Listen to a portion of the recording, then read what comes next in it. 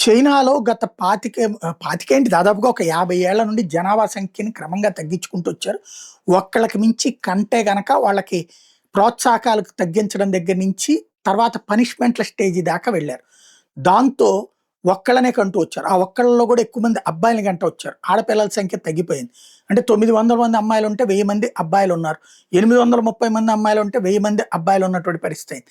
ఆ ఇన్‌బాలన్స్‌తో అమ్మాయిల డిమాండ్ పెరిగిపోయింది. అబ్బాయిలు చివరికి ఇల్లరికాలు ఎళ్ళాల్సిన పరిస్థితొచ్చింది. చివరికి దాంతో పెళ్ళిళ్ళు కాక అబ్బాయిలు, పెళ్లి కాని అమ్మాయిల సంఖ్య కూడా పెరిగిపోయింది. ఆ కనే అమ్మాయి పెళ్లిళ్ళు చేసుకునే అమ్మాయిలు కూడా ఒక్కళ్ళకి మించి కనని పరిస్థితులైనాయి. ఆ ఇంపాక్ట్‌తో ఇప్పుడు అక్కడ మనుషులు దొరకట్లేదు. దాంతో పాటు సైన్యంలో పనిచేయమంటే ఎవడు ముందుకొచ్చే పరిస్థితి లేదు. బలవంతంగా అక్కడ 2 సంవత్సరాల పాటు సైన్యంలో ఉంచుతారు. అది గూడా వద్దని ఏదో ఒక వంకలు పెట్టి తప్పించుకుంటున్నటువంటి పరిస్థితులు. దానికి సజీవ సాక్ష్యం గాల్వన్ లోయలో సరిగ్గా మనోళ్ళు కొడితే పారిపోయి పరుగులు పెట్టారు. చివరికి ఎగిరి దూకి చచ్చిపోయారు. ఆ రోజు లోయలో పడిపోయి.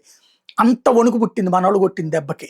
అలాంటి సిట్యుయేషన్‌లో వాళ్ళున్నారు. ఇప్పుడు దాన్ని కవర్ చేసుకోవడానికి గాను కొత్త మోడల్ ఎంచుకుందనమాట.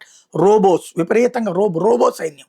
రోబోలే సైన్యం, రోబోలే కాలుస్తే రోబోలే ఇదుంటది. ఆ రోబోలని మానవ రోబోల్లాగా తయారు చేసేసి వాటికి కుంగ్‌ఫూ లాంటి ట్రైనింగ్ ఏది షావోలిన్ విద్యాపీఠంలో కుంగ్‌ఫూ వాళ్ళతో ఈ రోబోలు ఫైట్ చేస్తాయన్నమాట. తద్వారా భవిష్యత్తులో రోబోలని యుద్ధానికి పంపిస్తారన్నమాట వీళ్ళు.